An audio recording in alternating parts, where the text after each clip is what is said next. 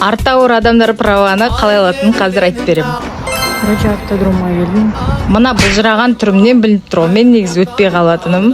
Осылай автодромның 3 сабағын маған курсым жазып берген болатын.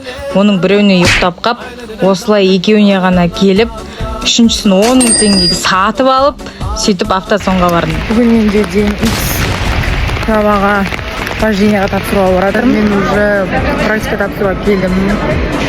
Волнуюсь. Қайда едін өшіп қала береді, қақпас. Далада жаңбыр құйып, быт-шыт болып, қатып өліп осылай тапсырдым да, угадайте, что өтпей қалдым. Сөйтіп екінші попыткама келдім. Еще оны 1,5 ай күттім ғой. Ойнап отырмын.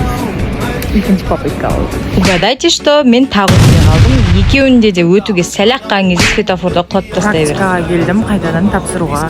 Бұл менің крайний шансым уже. И результат. Достар, автосонда ашып кіріп, енді жауып кетіп бара жатырмын. Әрең алдым бүгін. 14 істемей, кәдімгідей таңғы сағат 8:30-да барған адам кешкі сағат 6-та қайттым ғой жауып. Еще менікі 17:59 болған кезде шықты ғой. 6-тан бастап істемейміз, короче, кете беріңдер деді. Хотят сон 8-ге дейін істеу керек болған. Осылай әрең дегенде қиналып жүріп, 3-ші попыткадан правамды қолыма алдым.